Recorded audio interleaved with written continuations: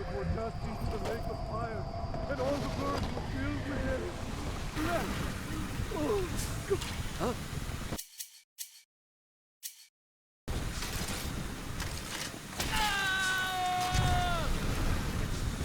No fear, man to man.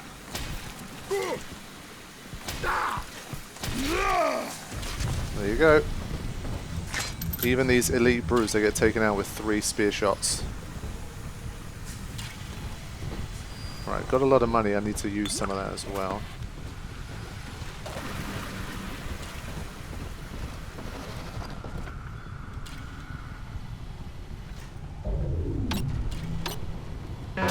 Oh, come on.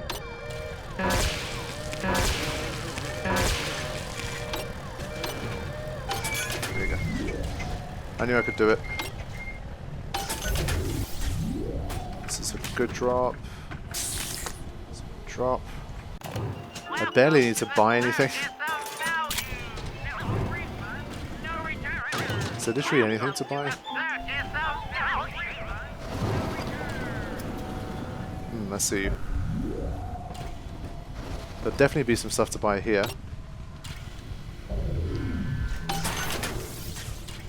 Okay, that's full.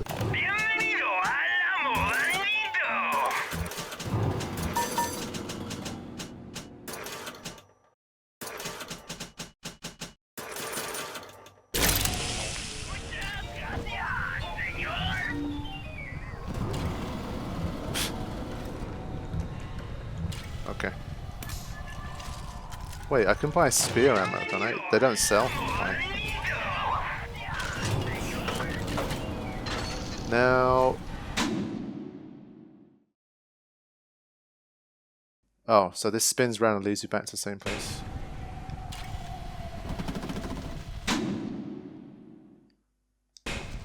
Yeah, I kind of want to check this out.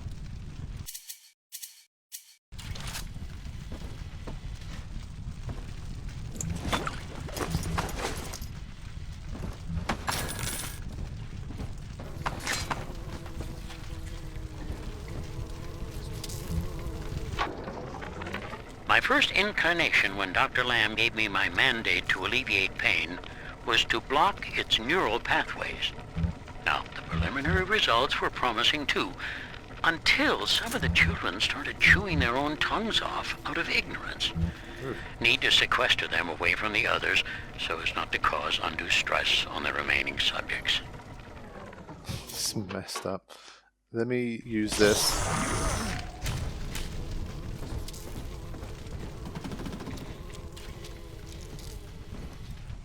Some stuff here I don't think I need.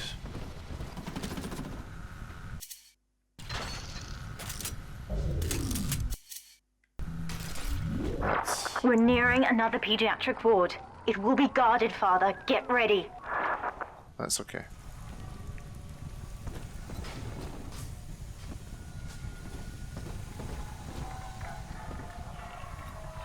Saw something glowing.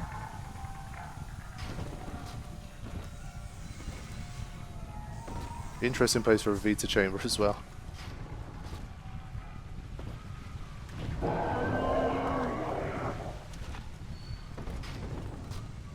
I should be able to hypnotize a Big Daddy as soon as I head in there. Let's get that ready.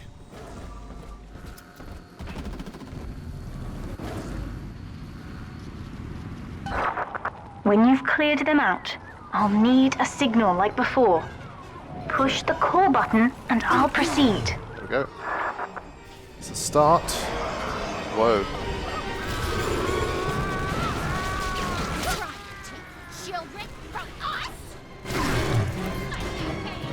I think it survived that.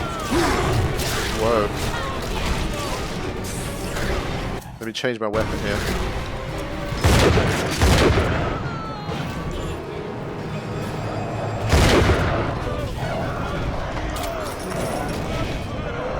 They're all coming from here.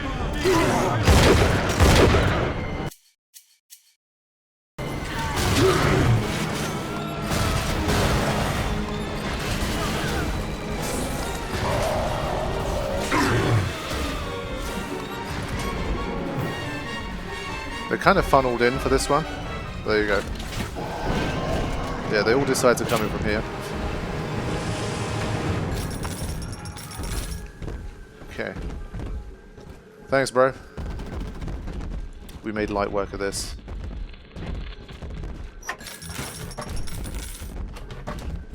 Okay. Ah, I can't summon Eleanor right now?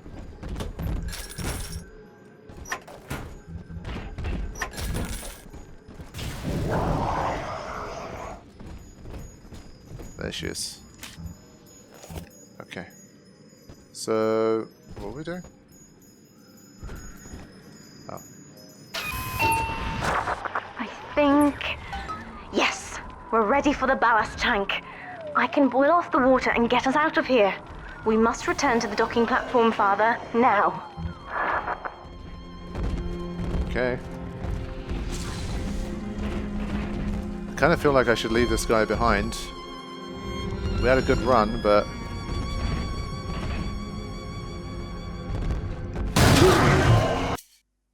He's good, man. He can withstand a battle.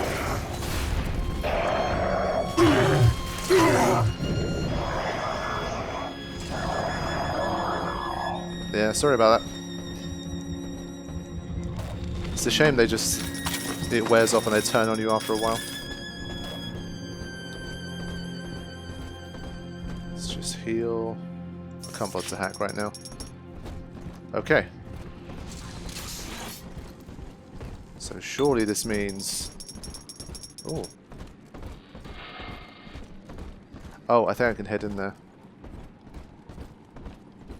There might be another audio recording, so I will. Oh.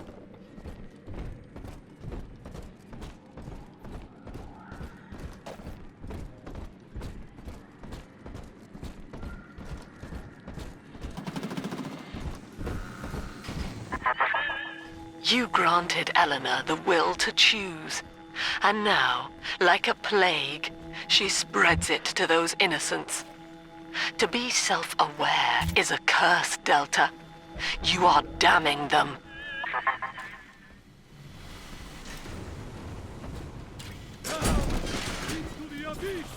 Oh, really?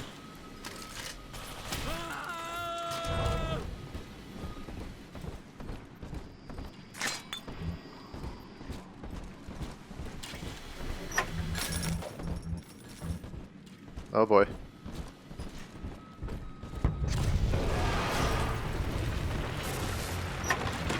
Shit's popping off.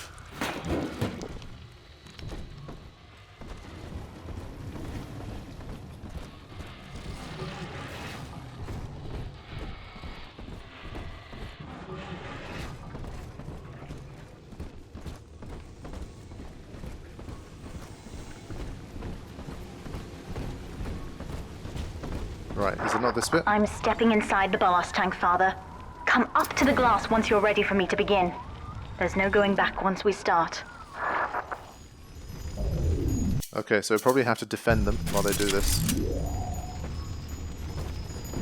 Look at them go. You would rip my only daughter from her home and family and feed her to a world without hope. Though Utopia may die with her, I would sooner see us fall. Goodbye, Eleanor. Mother will be waiting for you. Oh no. Here they come, Father! Hold them off until I can bring it to a boil.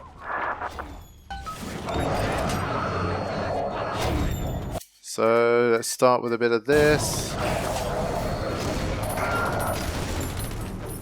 Okay.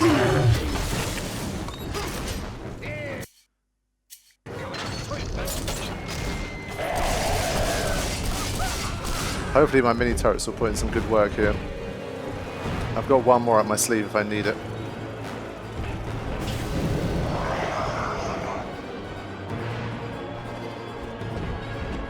Okay, where's the rest? Nearly boiling.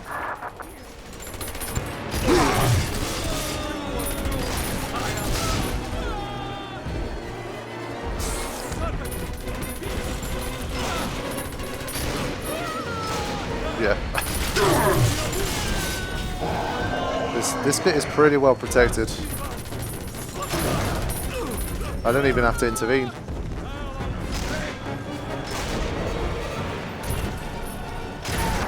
It's boiling. I can help you fight back now. Use the plasmid. Let's do that. There she is. Let's go. Oh boy. It's a madness now.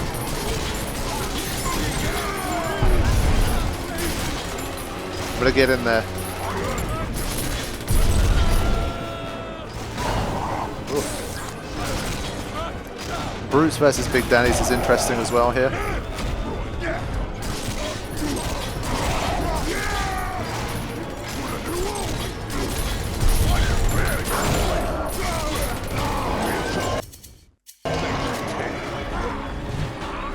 Got more brutes.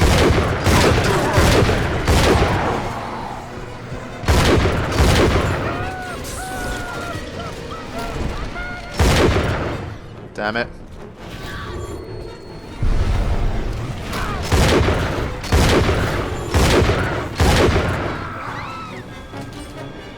This really is the final countdown.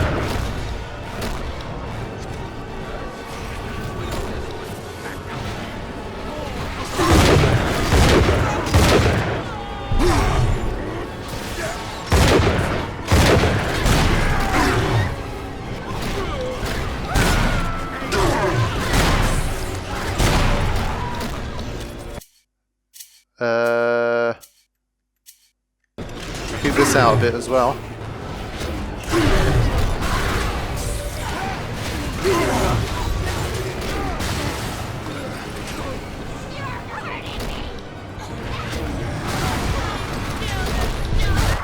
I've done it, Father. The ballast water is gone. Release the docking mechanism. Okay. I think they're still piling in, but trying to heal. Couldn't manage it. Hold on. Just a second. In case there's just one more round of this, there might be some more health here and there. Because I'm down to 1 health kit. I don't want to take a risk here. This close to the end. But no health kits available. Fine.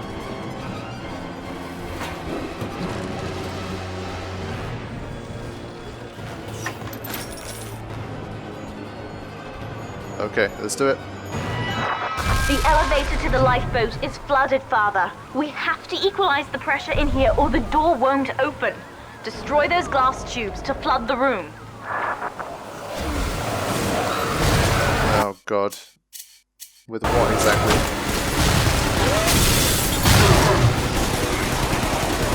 Sheesh.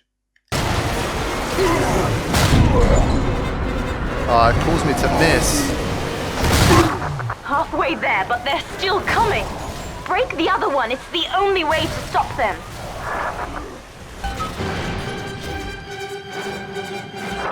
We've done it, Father. We're launching. Get to the elevator. Oof. Wow. Nearly died at the end there.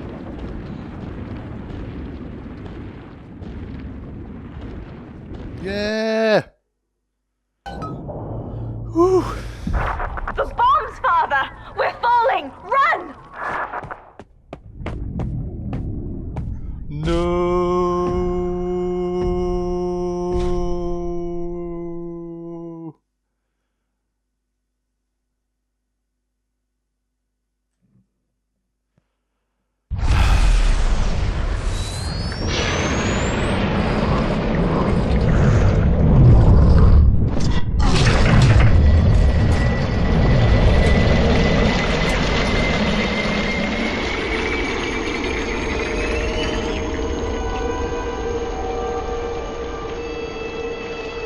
But what exactly happened to Eleanor? She looked like she kind of managed to disappear somehow.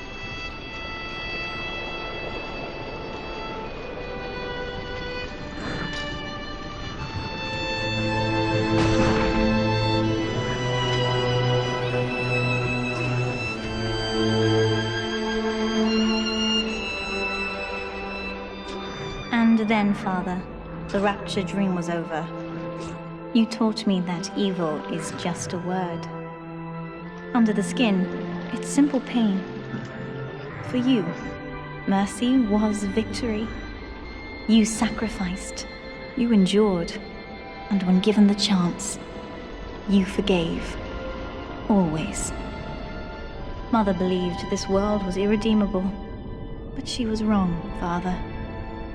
We are Utopia, you and I, and in forgiving, we left the door open for her.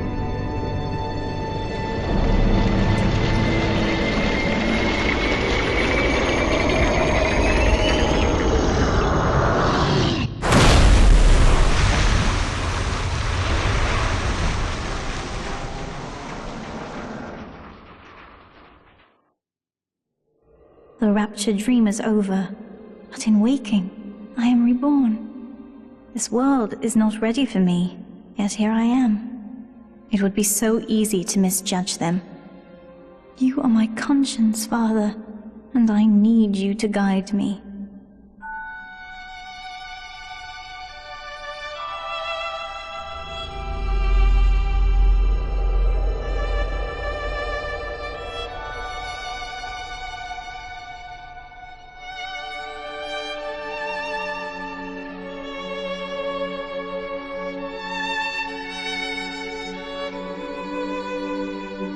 You will always be with me now, Father. Your memories, your drives. And when I need you, you'll be there on my shoulder, whispering.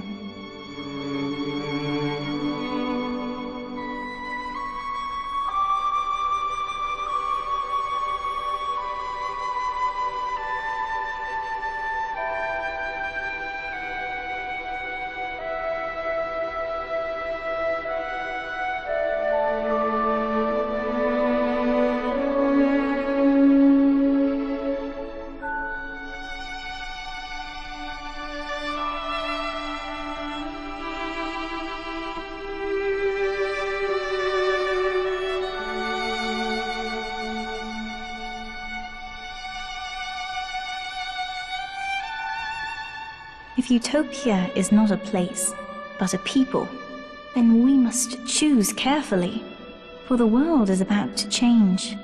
And in our story, Rapture was just the beginning.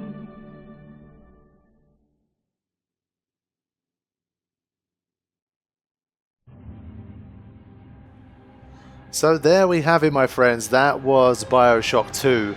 That ending was pretty satisfying. I mean, yes, of course, you know, the Big Daddy died, but we've seen how, you know, through Adam and the power that the Little Sisters and, well, Eleanor has, we can literally live on through her. And she can get out there and make the world a better place. I mean, these games are always just so interesting to me, like the way they tackle such different extremes in like viewpoints and stuff. So the first game, of course, was all about Andrew Ryan and his philosophy. And this game was about Lamb and her kind of destroying of the self philosophy. And you see, I think the game does a good job of showing you how, like, originally at the start you can see the appeal that these ideas have to people and why these people could get such a following or make or you know, put the pieces in place to implement some of these ideas that they have, and how they can get so far in doing it. And then, of course, as time goes on, you see the dark side of all of this stuff and how it starts to break down, and why, you know, when you go to either extreme of these kind of spectrums, things just break down and it just becomes unfeasible, and we're just not built to be in those kind of societies and those kind of environments. And the way things break down is always very interesting. I think story-wise, like I say, for this one, I think it was simpler, a little bit simpler compared to the first one, and obviously it didn't have like the twists and turns I think that the first game had. So I think the first story was harder hitting and more impactful than this one. This one was a bit more simple, but I don't think by any means it was a bad story. Like, it was definitely, I think it was quite nice to just know what your goal was from pretty much the very start. And, you know, along the way you had to make a few decisions here and there about who lives and who dies and that kind of thing. But it played out kind of how you'd expect it in the end, and I think sometimes that also works pretty well. Like, it's not, like I say, I don't think it's better than the first story, but it was pretty well executed and pretty well told, I think. And it was nice to be able to see the other side of Ryan's coin, someone in Sophia Lamb that had a completely different kind of ideology, and how she managed to get like this cult of people following her, and how her stuff started to break down as well. And so, yeah, I mean, there isn't a huge amount to say about the story. It is what it is, and I think it was perfectly good. At the start of the game, I thought it was Ken Levine that worked on this game as well, but apparently he didn't. He worked on Bioshock and Bioshock Infinite, but not Bioshock 2.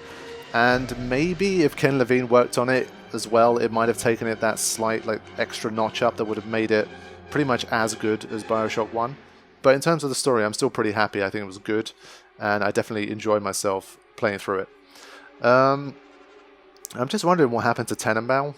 Tenenbaum was like at the start of the game, and then she kind of just disappeared. I thought we were going to see her a bit more as the game went on, or maybe see her at the end or something, but okay.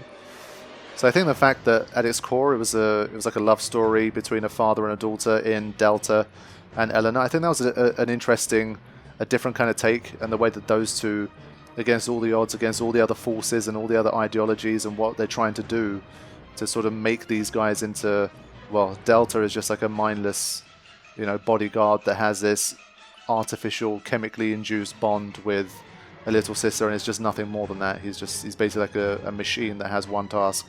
And then of course you have what Sophia's trying to do to Eleanor as well. But the fact that despite that they kind of transcend that, and their bond is powerful enough to overcome what Sophia's trying to create, and everything that's horrible about Rapture as well. I thought that was a kind of a nice message. So to all the fathers out there, and to all the people who are lucky enough to have their fathers around and have a good relationship with those guys, you should like appreciate your parents, man. In most ordinary circumstances, they're gonna be gone before you are, and there's gonna come a time when you really miss them. So I think make the best of the time that you have with your parents, with your big daddies and your big mamas and all that kind of stuff. So I think it was a pretty nice, a pretty sweet message. So yeah, when it came to the gameplay, I think I liked this better than Bioshock 1. Like I said, throughout the game, I think the tools that we had for the game, I liked them more than Bioshock 1. Just the sheer variety of ways to attack, and like the trap elements were quite nice. The way that the gameplay made you protect the little sisters, and you had the chance to sort of set up these traps and prepare your attacks and that kind of thing, I thought was nice. The big daddies don't attack you until you attack them, so that again gave you a chance to plan out, like map out the room, place traps in certain places, decide what equipment you were going to use. You had the research bonuses. So in all, I think for the gameplay stuff, I really liked it. And the way that you could kind of flip between the plasmid and the gun and all that kind of stuff. I think someone told me at the start that for Bioshock 1 there was an extra step to doing it, and with this one it's a quick switch between the two. And because it had been so long since I played 1, I forgot about it, but it's definitely a very welcome addition to this game. So I think gameplay-wise, yes, of course, it was very similar to Bioshock 1, but I think they definitely added something to it. And obviously, because you play as a big daddy, obviously the perspective is different, and you get to experience the game in a different way. So you might say that Bioshock 1 worked better in some ways because I at least definitely felt more underpowered compared to how I felt in Bioshock 2. Like, especially later on in the game, like as a big daddy, you're inherently powerful compared to most of the stuff that you meet in the game. Like the strongest things that you encounter in the game are basically just other big daddies.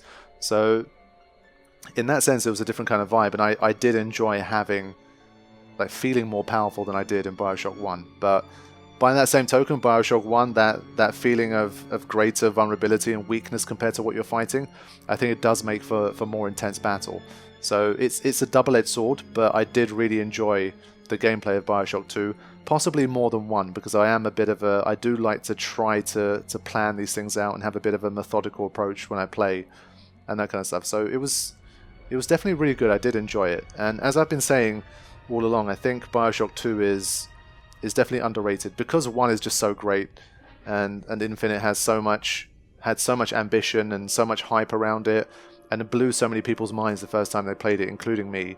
Bioshock 2 was kind of like the sort. It literally was the middle child of the franchise, and it lived up to it in that sense as well, unfortunately. But for you guys that haven't played it maybe for a long time, or you haven't played it before, I definitely recommend going back to it. As you can see, it's not a very long game. You can definitely get through it in like, it's probably been like 12 hours, 13 hours top. I doubt it's much more than that. And so it's not going to take you like a huge amount of time to get through either. And it's a good old romp through Rapture. And Rapture, as always, is just so, it just looks so cool. As I said near the end of the game as well, even after playing through most of the game, to me, like, the aesthetic just doesn't bore me at any point. And I'm always enjoying kind of walking around and looking outside under the water when I can, and some of the environments just look so great. And so all in all, I think Bioshock, I've always said, it's one of my favorite franchises of all time. There are not too many better trios of games than Bioshock, Bioshock 2 and Bioshock Infinite in my book, and so I'll always have a lot of love for the Bioshock franchise. I'm very happy that I managed to finish the franchise now. After so many years, I can finally have all 3 of the games on the channel. And so that's a nice little thing for me to have in the archives as well, because it definitely deserves to be there. In terms of criticisms, I think one of the main things I noticed was just when I played with the controller, there was no option to switch auto-aim off. And when you're using plasmids where you want to like hit, let's say, an oil slick on the floor, auto-aim causes you to fire the incinerate at the splicer or the Big Daddy instead of the floor. So that was a little bit annoying. But I mean, it seems like quite an easy fix. I'm almost certain that the first game you could switch off auto aim, but for some reason for this one you couldn't, and it did get a little bit annoying sometimes. That's one thing. 2, like I say, maybe I think compared to Bioshock 1, the fear of not feeling as powerful as you were made for a more intense game overall, like in terms of potentially the fear and just like the stress and the intensity. I mean, to me that was part and parcel of what made Bioshock so great. It really was an intense and stressful game at times, and 2 did have that too, but it didn't have it to the same degree as the first game did. I think you did feel a bit OP at times, and you could kind of just romp around and not worry too much. Now, of course, you could say, well, you can just up the difficulty for that, but I think it's just something that's in the premise of the game, because you are a Big Daddy and you have such a large toolkit and that kind of thing, that it's just, I think by design it had a slightly different philosophy to the first game, and I think probably in that sense 1 did work better than 2. I think there was a little bit of a like I said, Tenenbaum kind of disappeared. I thought she was going to be a bit of a factor. Like, how did she get out? Did she get out? Where did she go? How did that happen? That was a bit odd. The Sinclair one, they did make it a bit easy at the end. I think he died very quickly. I think maybe with him, they kind of tried to plant the seed of doubt that maybe he was someone that was worth trying to save, or like if you had a way to save him, that maybe you should, because he's maybe going to be someone that has a more of a redemption kind of thing going on. So to me, it seemed like they planted the seeds for that, but then by the time you got towards the end of it, you killed him off within like 10 seconds, and it didn't feel super satisfying at the end, or it didn't feel like as important a closure as you should have got, because he's been with you basically for the entire game, and so maybe they could have done that a little bit better. I think maybe it missed a few set piece, like bigger battles. I think it could have benefited from that, like some sort of giant souped up Big Daddy, or maybe Sinclair could have been in some other kind of prototype suit that made him even stronger, something like that. I think the game could have done with maybe 1 or 2, like when we fought Alexander as well, for example. Alexander could have, because he turned into like this hideous sort of monster thing, we just kind of shut him off. And it was like, maybe he could have broken out of there and he could have been like this giant, super spliced up, like crazy guy that we had to fight. And that would have been fun too. So I think it did miss a few tricks when it came to that stuff as well for me.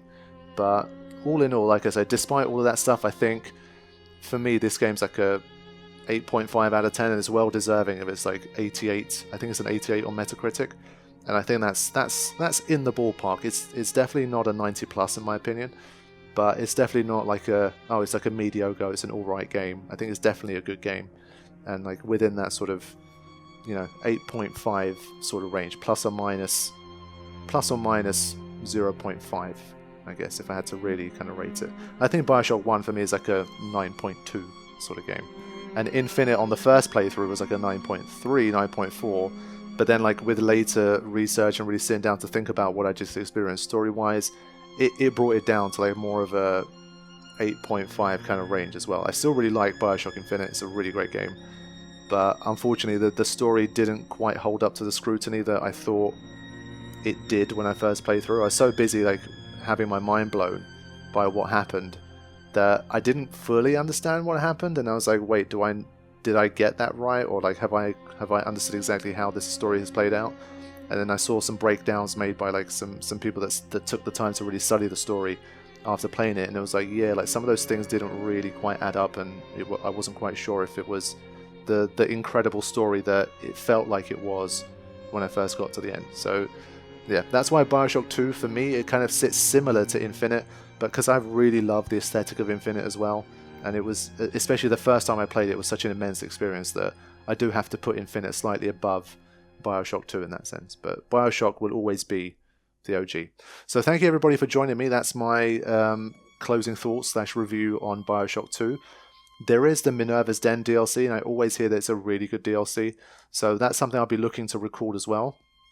So look out for that. Because it's not a super long game, Bioshock 2, as you've seen, it's probably going to be like 25 episodes, 23, 25 episodes or so. So maybe we'll have an extra 3 to 5 episodes with the Minerva's Den DLC as well.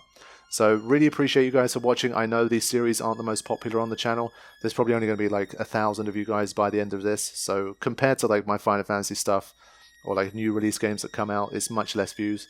But I always especially appreciate you guys that take the time to watch these more sort of, I call them passion series, because if I'm looking at it just purely from like a quote-unquote business standpoint, there's no point in making these series because the views are so low compared to other stuff I could be doing that I technically kind of lose money by making these series. But because these are games I really enjoy and I want on the channel, it's not always about how much you're going to make from it or how many views it's going to get. You guys know me well enough at this point. Some series you just got to make because you want to make them, and so I really do appreciate everyone that took the time to check this one out, and I hope you enjoyed it. So I'll see you guys for more, likely very soon. I will continue with the Minerva's Den DLC. I want to get that recorded before like April, so that gives me like a couple of weeks to get that done. So I will hopefully I'll see you guys with that one soon. Thanks for watching. Take care.